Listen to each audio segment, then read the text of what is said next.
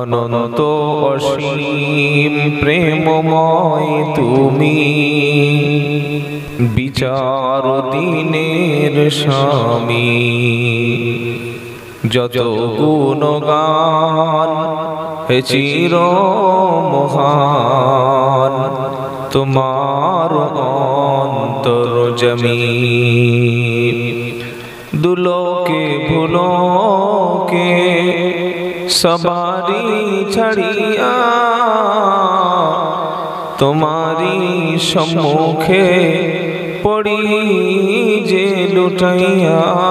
তোমারি সকাশে যাচি হে শক্তি, তোমারি করুণা কামি।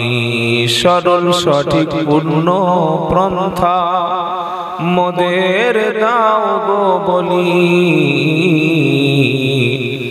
চালাও সে পথে যে পথে তোমার প্রিয়জন গেছে চলি।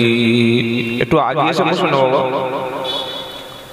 আপনাদের সঙ্গে তো আমার কোনো ঝগড়া হয়নি কোনোদিন। একটু আগে আসুন, যারা আসছেন আগে এসে বসুন। সরল সঠিক পূর্ণ পন্থা মোদের দাও গো বলি, চালাও সে পথে যে পথে তোমার প্রিয়জন গেছে চলি। যে পথে তোমার চির অভিশাপ, যে পথ ভ্রান্তি চির পরিতাপ। হে মহাচালক মোদের কখনো করোনা সে পথগামী। অনন্ত অসীম প্রেমময় তুমি, বিচার দিনের স্বামী। যত গুণগান হে চির মহান, তোমার অন্তর্যামী। সকলে বলুন আমিন। ইয়া আইয়ুহাল্লাযীনা আমানু দুখুলু ফিস সিলমি কাফা ওয়ালা তাত্তাবিউ খুতুওয়াতিশ শাইতান ইন্নাহু লাকুম আদুউম মুবিন। দ্বিতীয় পারা ৮ পৃষ্ঠা, দ্বিতীয় পারা ১১ পৃষ্ঠা ৬ নম্বর লাইনে ২০৮ নম্বর আয়াত সূরা বাকারা। আল্লাহ পাক শুনিয়ে দিচ্ছে, বিশ্বাসী ঈমানওয়ালা যারা ঈমান এনেছো তোমরা শোনো, উদখুলু প্রবেশ করো, ফিস সিলমি কাফা ইসলামের মধ্যে পরিপূর্ণ প্রবেশ করো। শুধুমাত্র মুসলমানই দিয়েছো, তুমি মনে করছো মুসলমানের বেটা ঈদের নামাজটা পড়ছো, তুমি মনে করছো মুসলমানের ছেলে জুমার নামাজটা পড়েছো, তুমি মনে করছো মুসলমানের বাচ্চা সামনে রমজান আসছে, রোজার কয়েকটা শেষে রোজা করবে, ঈদের নামাজটা পড়বে, সারা বছর নামাজের ধার ধারে না, আর ঈদের দিনে এমন নামাজ পড়বে যেন মসজিদের বড় মাওলানা। শবে বরাতের নামাজ হয় আপনাদের এলাকায়? কথা বলে মনে করে না, করে না। অথচ ভাগ্যেও বদলায় কিসের দ্বারাই জানেন? দোয়া। কিসের দ্বারায়? দোয়া। আর দোয়াটা কবুলের সবচাইতে উত্তম সময় হচ্ছে শেষ রাত। কোন রাত? আল্লাহ যাদেরকে জান্নাত দেবে বলে ওয়াদা করেছে, সেই জান্নাতি ব্যক্তিদের ৫টা কোয়ালিটি থাকবে। তারা কারা? আল্লাযীনা ইয়াকুলুনা রব্বানা ইন্নানা আমান্না ফাগফির লানা যুনুবানা ওয়া কিনা আযাবান নার। আস-সাবিরিনা ওয়াস-সাদিকিনা ওয়াল কানিতিনা ওয়াল মুনফিকিনা ওয়াল মুস্তাগফিরিন বিল আসহার। সূরা আল ইমরানের মধ্যে আমার আল্লাহ পাক শুনিয়ে দিচ্ছে যারা আমার উপরে ঈমান এনেছে তারা বলে আল্লাযিনা ইয়াকুলুনা রব্বানা ইন্নানা আমান্না। আয় আল্লাহ তাআলা নিশ্চয়ই আপনার উপরে আমরা ঈমান এনেছি। ঈমানদার ব্যক্তি বলে রব্বানা আপনার উপরে ঈমান এনেছি। ঈমান যখন এনেছি ফাগফির লানা আমাদের গুনাহকে আল্লাহ আপনি ক্ষমা করুন। আল্লাহ ফাগফির লানা দুনুবানা যত গুনাহ করেছি আল্লাহ আমাদের জীবনের সমস্ত গুনাহগুলি ক্ষমা করুন। ওয়াকিনা আযাবান নার আর জাহান্নামের আযাব থেকে আপনি বাঁচিয়ে নিন। মুমিন ব্যক্তি দেখবেন সব সময় দোয়া করে, নামাজের শেষে দোয়া করে, রাতের বেলা দোয়া করে, খেতে গেলে দোয়া করে, ঘুমাতে গেলে দোয়া করে, শুতে গেলে দোয়া করে, বিবির কাছে যাওয়ার সময় ও দোয়া আছে না নাই?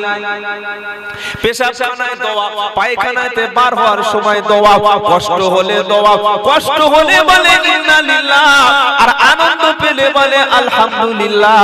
কেউ কিছু তাকে উপহার দিলে বলে জাযাকাল্লাহ। কোন খুশির সংবাদ আসলে মুমিন বলে আলহামদুলিল্লাহ। এটা ঈমানদারদের নমুনা। আল্লাহ পাক শুনিয়ে দিচ্ছে ঈমানদার ব্যক্তি যখন আমার কাছে গুনাহের জন্য ক্ষমা চায় আর ক্ষমা চাওয়ার পরে ঈমানদার পাঁচটি কাজ করার জন্য নিজেকে আল্লাহর রাস্তায় তৈরি করে নেয়। কাজ হলো পাঁচটা। কি কি? প্রথম হচ্ছে আস-সাবিরিন। প্রথম হচ্ছে সবর। বিপদ মুসিবত ঈমানদারের উপরে আসবে। ঈমানদারদের উপরে পৃথিবীতে পাঁচটা পরীক্ষা, পাঁচ রকম বিপদ দিয়ে আল্লাহ পরীক্ষা করবে। কি কি বিপদ? আল্লাহ পাক শোনাচ্ছে ওয়ালা নাবলুওয়ান্নাকুম বিশাইইন মিনাল খাউফি ওয়াল জুই ওয়া নাকসিম মিনাল আমওয়ালি ওয়াল আনফুসি ওয়াস সামারাতি ওয়া বাশশিরিস সাবিরিন আল্লাযীনা ইযা আসাবাতুহুম মুসিবা ক্বালু ইন্না লিল্লাহি ওয়া ইন্না ইলাইহি রাজিউন। দ্বিতীয় পারা দ্বিতীয় পৃষ্ঠা 154-53 নম্বর আয়াতে সূরা বাকারাতে আল্লাহ পাক শুনিয়ে দিচ্ছে এই বান্দা শুনে রাখো, যখন তুমি বলবে ঈমান এনেছি, মুখে ঈমান এনেছি এটা বললে আমি আল্লাহ তোমাকে আমি জান্নাত দেব না। আমি আল্লাহ দুনিয়াতে পাঁচ রকম পরীক্ষা করব। প্রথম হচ্ছে বিশাইইন মিনাল খাউফি, তোমাকে ভয় দেখানো হবে, তোমাকে ভীত সন্ত্রস্ত করে তোলা হবে। ঈমান আনে তোমাকে ভয় ভীতির পরিবেশ তৈরি করা হবে। ওয়াল জুই, তোমাকে ক্ষুধার কষ্ট দিয়ে আমি আল্লাহ পরীক্ষা করব। ওয়া নাকসিম মিনাল আমওয়াল, আমি আল্লাহ মালের কিছু লোকসান করে দেব, মালের কিছু ক্ষতি করব, কিছু সম্পদ আমি আল্লাহ কেড়ে নিয়ে দেখব তুমি সত্যিকারে ঈমানদার কিনা। ওয়াল আনফুসি, তোমার জীবন হানি হবে, বাচ্চাকে আমি তুলে নেব, বিবিকে প্যারালাইসিস দেব, বাপকে আমি তুলে নেব, দুনিয়ার তোমার প্রিয়জনকে কেড়ে নেব। আর 5 নম্বর হলো ওয়াস সামারাত, তোমার ফসলের কিছু কিছু ক্ষতি আমি করে দেব। চাষ করবে জমিতে, ফসল তোলার সময় ফল পাবে না। এই রকম বিপদ মুসিবত আসলে ঈমানদার ব্যক্তি কখনো আল্লাহর ঘর ছাড়বে না, আল্লাহর কোরআন ছাড়বে না, নবীর তরিকা ছাড়বে না। মনে মনে ভাববে রব্বানা নবীদের তুমি পরীক্ষা করেছিলে, আমাকে পরীক্ষা করছো রব্বানা।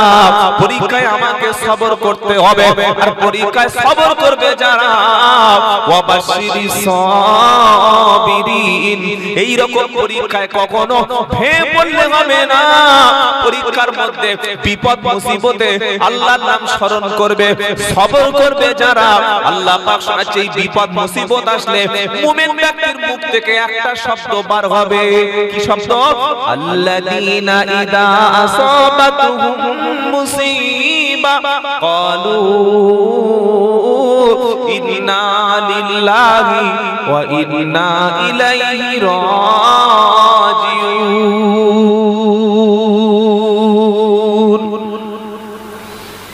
এই দোয়াটা কখন বলে? বাচ্চা হলে, তাই কথা বলা। আচ্ছা আমি কি বলছি বুঝতে পারছেন? এই দোয়াটা কখন বলা হয়?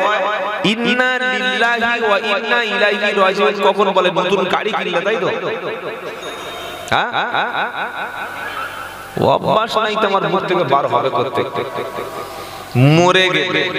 কিন্তু শুধু মরণের দোয়া এটা না, জীবনের থেকে কিছু ক্ষতি হলে, মাইনাস হলে, কোনো কিছু চলে গেলে, হারিয়ে গেলে, বিপদ মুসিবত আসলে, কিছু ক্ষতি হয়ে গেলে এই দোয়াটা পড়তে হবে।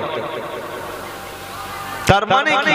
ইন্না লিল্লাহ ওয়া ইন্না ইলাইহি রাজিউন। নিশ্চয়ই সবকিছু আল্লাহর জন্য। সবকিছু কার জন্য?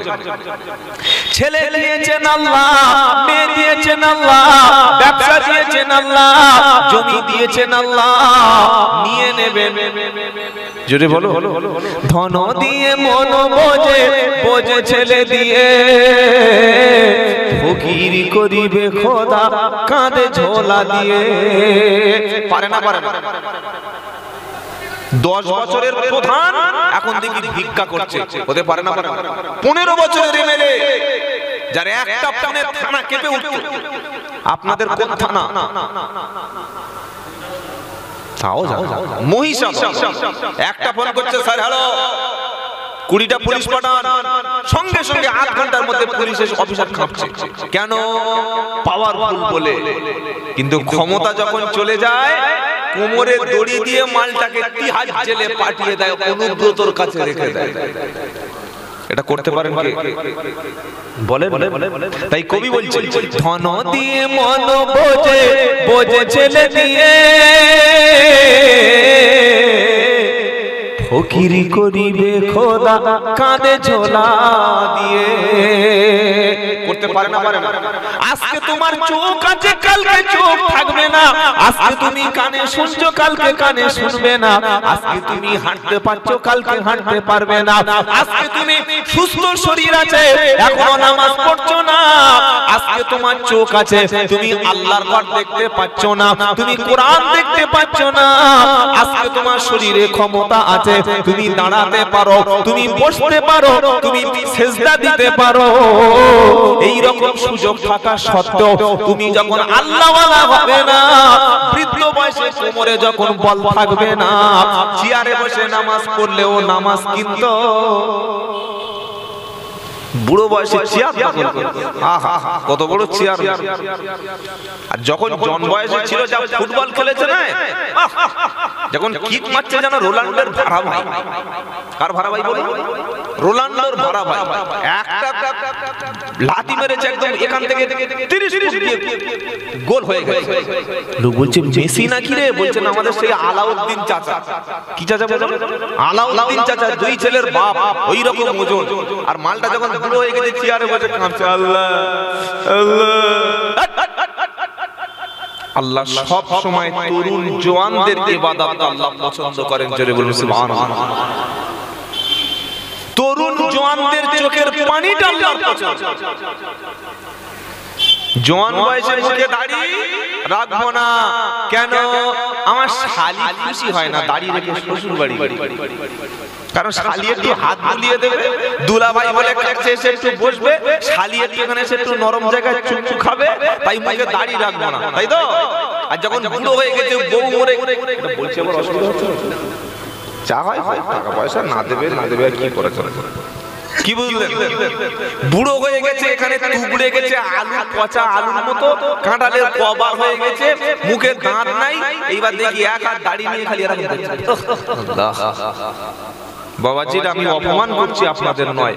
দাড়িটা রাখার বয়স হচ্ছে বিয়ের আগে। কেন? আমি আব্দুল্লাহ জুবায়ের বলছি, যারা তরুণ যুবক তোমরা শোনো, বিয়ের আগে যদি তুমি দাড়িটা রাখো, তোমার তাকদিরে, তোমার নসিবে বেপরদা কোনো নোংরা মহিলা, বয়ফ্রেন্ড আছে এরকম মহিলা, এই রকম মহিলা তোমার নসিবে আসবে না। কারণ ঈমানদার, পরেজগার, কনিতা, মুত্তাকি ব্যক্তি আল্লাহ তোমার নসিবে দিয়ে দেবে। জোরে বলুন সুবহানাল্লাহ। আর তুমি মনে করছো, আমি মনে করছি ছেঁচে গেলে ভালো মাল পাবো, ছেঁচে গেলে এরকম ছাঁচা মাল পাবো। কথা বুঝেছেন? আল্লাহ আমাদের সবাইকে বিয়ের আগে দাঁড়িয়ে রাখার তৌফিক দিন, জোরে বলুন আমিন। বিয়ের আগে দাঁড়িয়ে রাখলে ভালো নারীটা পাওয়া যায়, যে নারী পরেশগার, মুত্তাকি, কোরআন জানে, নামাজ জানে, স্বামীর খেদমত করবে, মিথ্যা বলে না, রাত্রেবেলা বয়ফ্রেন্ডদের ফোন করে না, 14 ফেব্রুয়ারি পার্কে বসে ছেলেদের গলায় হাত দিয়ে গল্প করে না, ওই রকম অরিজিনালটা পাবে। আর যদি বলো আমি চেঁচে চুচে একদম পুরো ফ্রেশ হয়ে যাব, তো এই সেকেন্ড হ্যান্ড মাল পাবে। কি মাল বলবো? সেকেন্ড। শ্বশুর বাড়ি এসে কোরআন পড়তে পারে, শ্বশুর বাড়ি এসে ফরজ গোসলটুকু জানে না, কুকুরের নামছে, ছাগলের মতো গা দিয়ে চলে এসেছে। হাতে নেল পালিশ, ঠোঁটে লিপস্টিক। হাতে নেল পালিশ থাকলে ওযু হবে তো, গোসল হবে তো, পুরো নাপাক। আল্লাহর রহমতটা কি করে হবে বলে?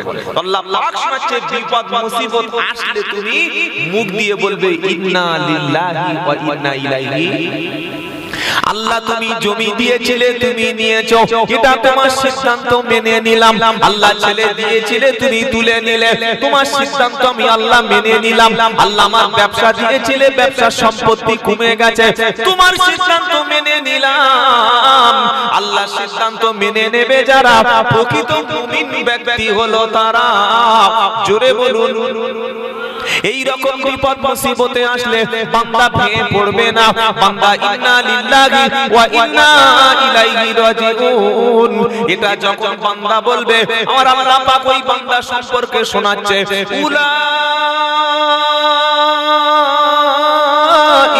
আলাইহিম সালাওয়াতুম মির রাব্বিহিম ওয়া রাহমা উলাইকা হুমুল মুহতাদুন। জোরে বলুন সুবহানাল্লাহ।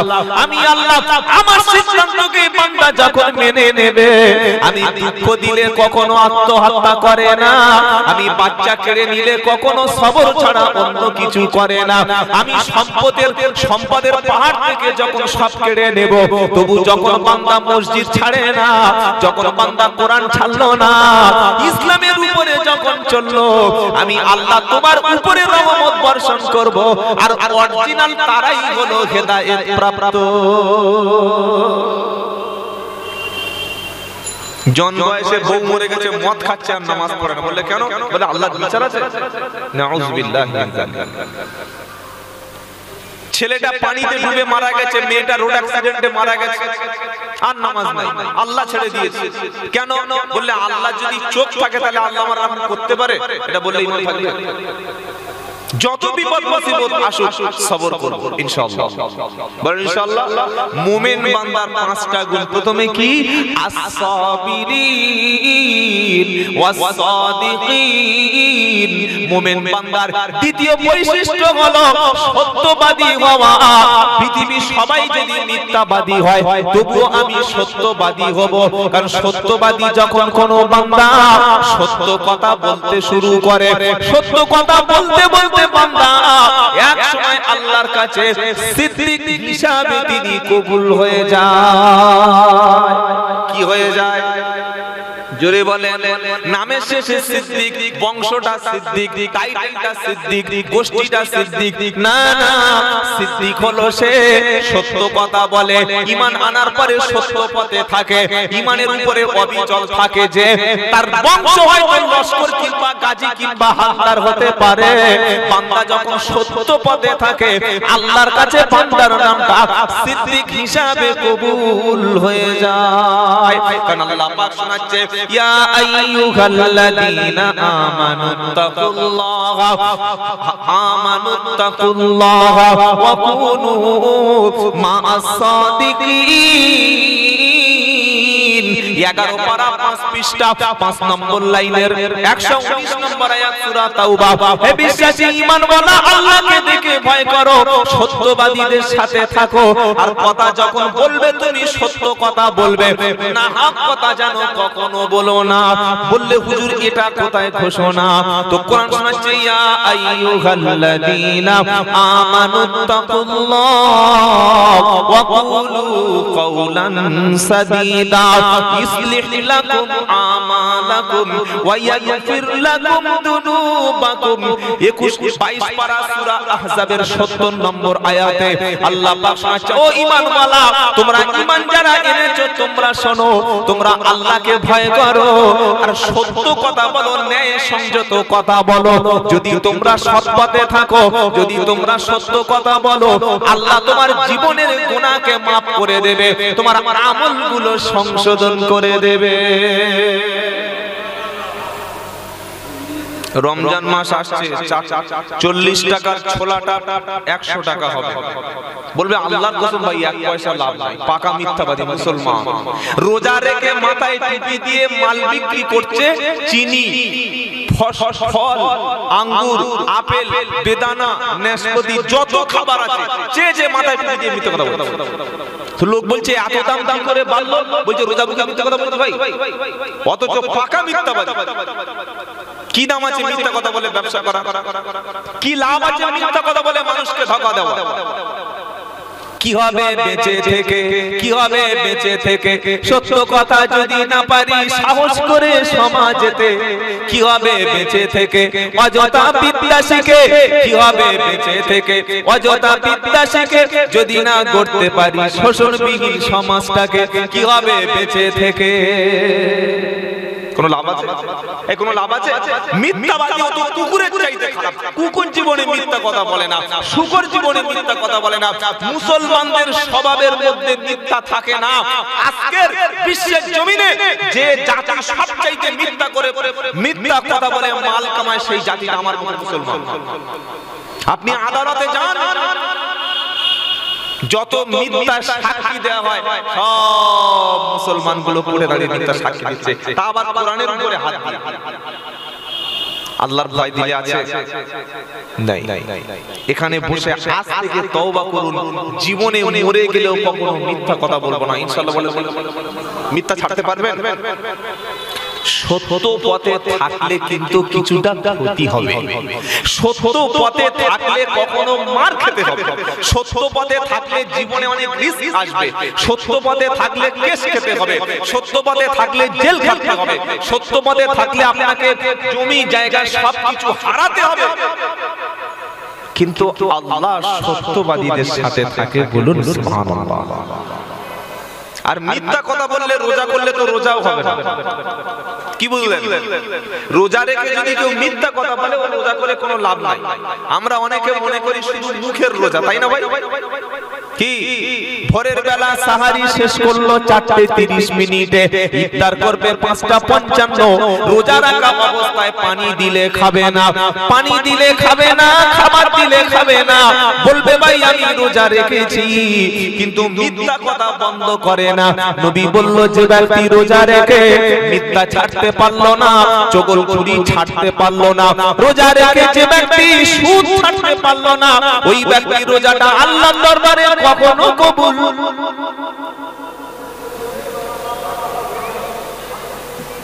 রোজা এই শিক্ষা দিচ্ছে, খাবার ছাড়তে পেরেছো, পানি বন্ধ করেছো, মিথ্যা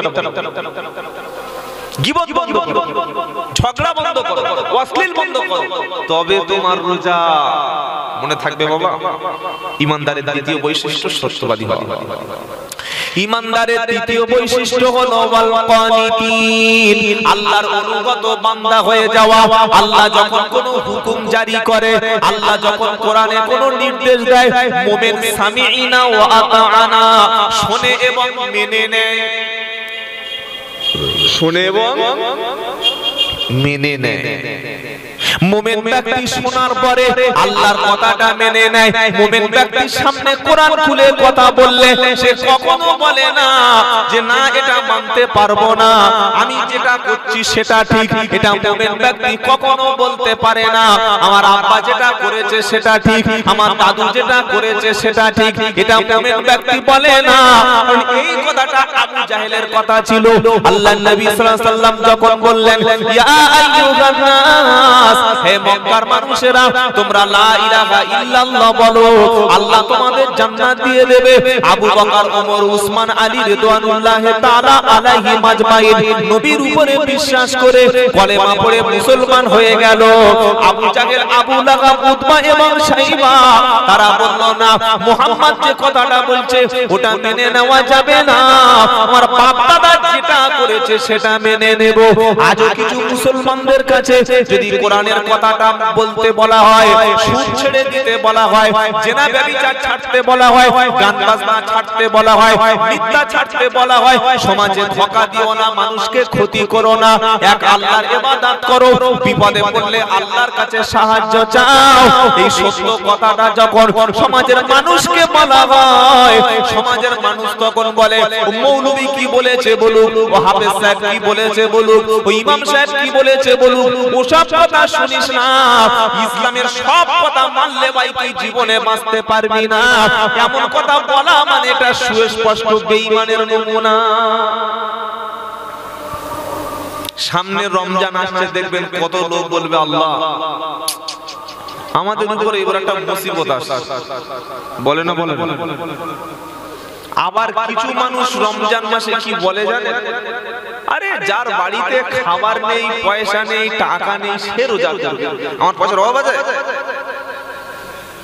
আমার গাড়ির দাম 12 লাখ টাকা, ঘরটার দাম 26 লাখ টাকা, 3 বিঘে জমি আছে, আর আপনাদের এই বাজারটা মহিষাদল বাজারে 4টে দোকান আছে, একটা হার্ডওয়ার্স, একটা আপনার ওই ওষুধের ফার্মেসি, আরেকটা আমার সেই জলের ফ্যাক্টরি রয়েছে, আর ছোট ছেলেটার জন্য আমি তো ডাক্তারখানা করেই রেখেছি। আমি রোজা করব। ওই যারা নাকে দেবে মরে যাচ্ছে ফকির ভিখারির বাচ্চা, যাদের হাত দিয়ে ভিক্ষা করে খাচ্ছে, ওরাই রোজা করবে। এরকম কথা বললে সেই ব্যক্তি কাফের হয়ে যাবে। কেউ রোজা করছে না, রোজা রাখছে না, রাখতে পারছে না, তার জন্য শাস্তি হবে, জাহান্নামে আযাব হবে। আবার ইচ্ছা করলে আল্লাহ ক্ষমাও করে দিতে পারেন না, পারেন আল্লাহই পারেন ক্ষমা করতে। পৃথিবীর কারো হাতে ক্ষমা করার অধিকার আছে? পৃথিবীর কোন আলেম, ওলামা, মুফতি, কারি সাহেব, পীর সাহেব, ফকির সাহেব, আমির সাহেব, মুবাল্লিগ সাহেব, যত বড় সাহেব হোক, জান্নাতে বা জাহান্নামে দেওয়ার মালিকানা আল্লাহ কাউকে দেন। আর ক্ষমাটা কার হাতে রেখেছেন? আল্লাহ। যাকে ইচ্ছা করবে আল্লাহ ক্ষমা করে জান্নাত দিয়ে দেবেন, বলুন না সুবহানাল্লাহ। আমার যাকে ইচ্ছা করবে তিনি শাস্তি দিতে পারেন। তো রমজান মাসে রোজা রাখেনি, আল্লাহ ইচ্ছা করলে শাস্তি দিতে পারেন, ইচ্ছা করলে ক্ষমা করতে পারেন। কিন্তু পাকামি মেরে যদি কেউ বলে আমার পয়সার অভাব নেই, আমি রোজা করব কেন, এরকম বলার লোক সমাজে আছে না? এই ব্যক্তিদের জন্য আল্লাহ পাক বলছে আখিরাতে জান্নাতের দরজা কখনো খোলা হবে না, মরণের পরে তাদের জন্য রয়েছে আগুনের বিছানা। কিসের বিছানা?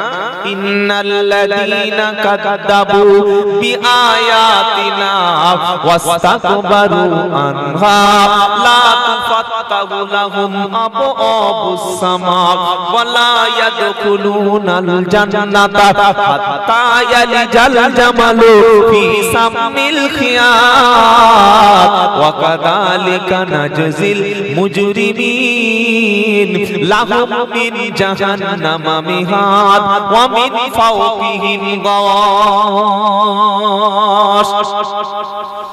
রোজা রাখতে পারেন না, শরীর খারাপ কিংবা নিজে ইচ্ছায় রাখেন না, অপরাধ করেছেন, চুপ থাকবেন। আবার রোজা না রেখে বড় বড় ফতোয়া দিচ্ছে চায়ের দোকানে, বলে জানিস আমি রোজা না রেখে ভালো আছি, আমি নামাজ না পড়ে ভালো আছি, যারা নামাজ পড়েছে ওরা ভালো, আমি ভালো।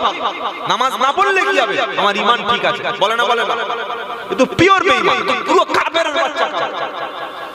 কেউ নামাজ পড়েনি চুপচাপ আছে, ঈমান আছে, সে বেঈমান হয়নি। কেউ রোজা করেনি চুপচাপ আছে, মসজিদে যায় না, লজ্জায় বাড়িতে আছে, কাফের কেউ বলতে পারবে না।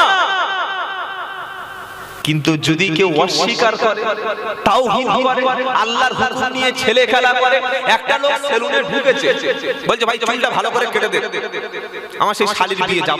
বলে তো শালীর বাড়ি কোথায়? এই ডেবরা, ডেবরা জানো? ভালো করে চুল কেটে দিল। আরেকটা মুসলমানের বাচ্চা বলছে আমার দাড়িটা খবরদার কাটবি না, মুখটা ছোট করবি, দাড়িটা সুন্দর রেখে দিবি। তখন পাশ থেকে যে শালির বিয়েতে যাবে বলছে বড় মুসল্লি হয়ে গেছে, এই বয়সে দাড়ি যেন সাইনবোর্ড টাঙিয়েছে, তো দেখতে পুরো ছাগলের মতো লাগছে।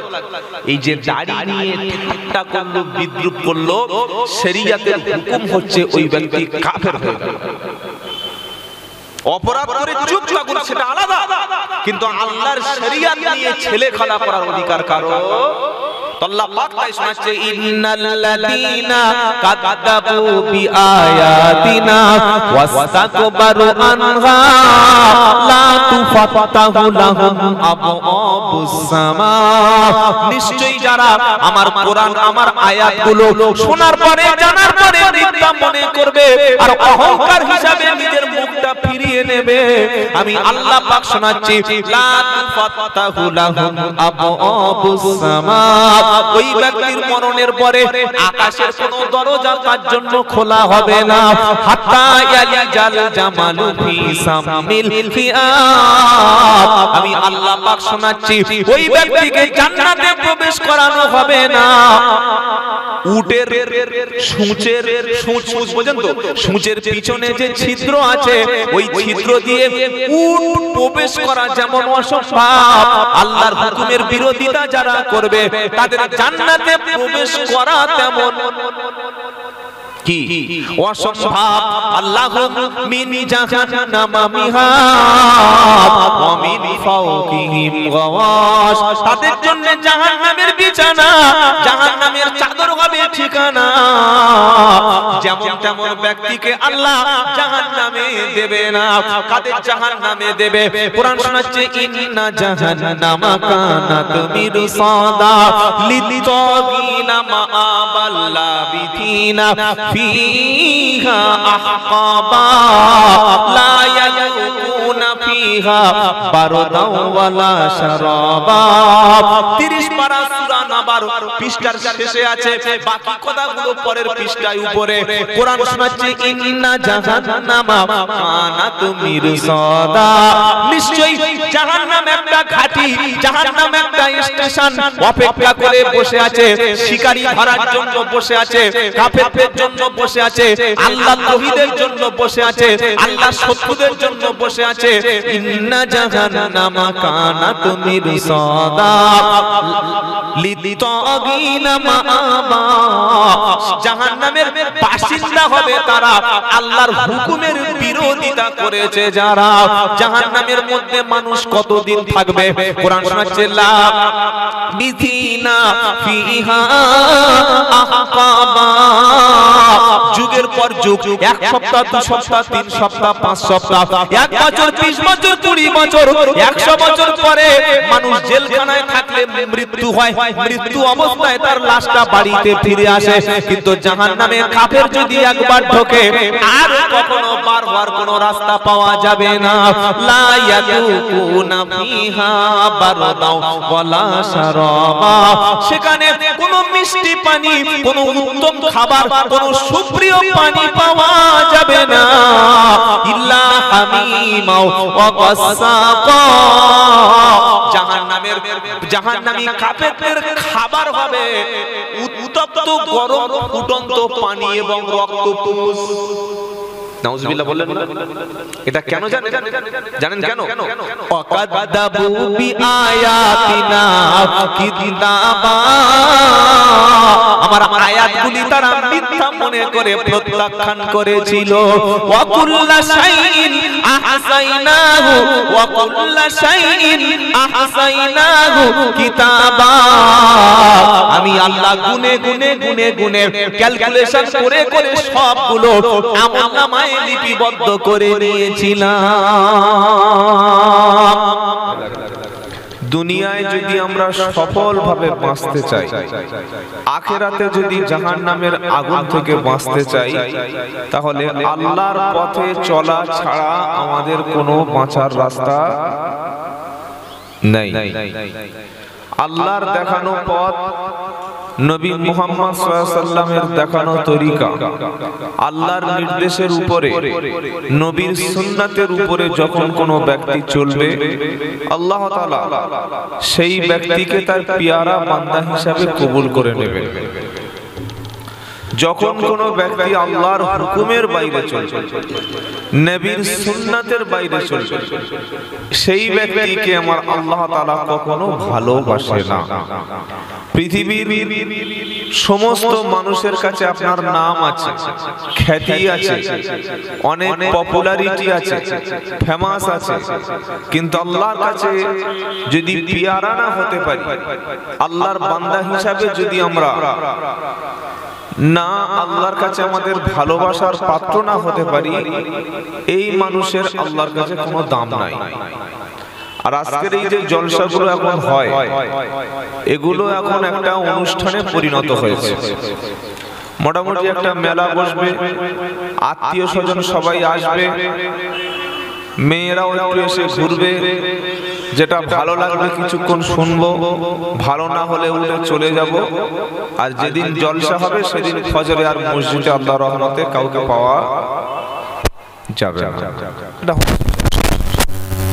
যারা আমরা এসেছি, আমাদের নিয়ত যেন থাকে আমার আল্লাহকে রাজি করব। কাকে রাজি করব? আল্লাহকে রাজি খুশি করার পৃথিবীর সবচেয়ে পৃথিবীর কোন ব্যক্তিকে রাজি খুশি করানো অনেক স্বার্থের প্রয়োজন। বিবিকে, গ্রামবাসীকে রাজি করানো অনেক স্বার্থের কাজ, কিন্তু আল্লাহকে রাজি করানো সবচাইতে সহজ কাজ। সেই কাজটা কি? আমার নবীর সুন্নাতের উপরে জীবন যাপন করা। কার সুন্নাত? যদি বলেন নবী সাল্লাল্লাহু আলাইহি ওয়াসাল্লামের। কি দেখে মুসলমান হয়েছে? নবীর আদর্শ, আখলাক, চরিত্র। আর আজকের আমাদের মতো মুসলমানদের চরিত্র দেখে অমুসলিমরা গালাগালি করে, কথাবার্তা মিথ্যা, চালচলন ইহুদি খ্রিস্টানদের মতো, ব্যবহারটা আরো খারাপ। মাল বিক্রি করলে ওজনে কম দি, খাদ্যে ভেজাল দি না। এই চরিত্রগুলো যতক্ষণ আমাদের মধ্য থেকে না যাবে, ততক্ষণ পর্যন্ত আল্লাহর পিয়ারা বান্দা হওয়া যাবে না। আল্লাহর পিয়ারা বান্দা তো সে যার মাথা থেকে পা পর্যন্ত গোটা জিন্দেগি যার মধ্যে সুন্নাত আছে। মোমেন বান্দার দিনের শুরুটা হবে সুন্নাত দিয়ে। কি দিয়ে? দিনের শুরুতে যে সুন্নাতটা আছে সেটা হচ্ছে ঘুম থেকে ওঠার পরে দোয়া বলা, আলহামদুলিল্লাহিল্লাযী আহইয়ানা বা'দা মা আমাতানা ওয়া ইলাইহিন নুশুর। দোয়াটা বলার পরে বিশ্ব নবী সাল্লাল্লাহু আলাইহি সাল্লাম তিনি দিনের শুরুতে যে কাজ করতেন সেটার নাম হচ্ছে মেসওয়াক। কি নাম বলেন?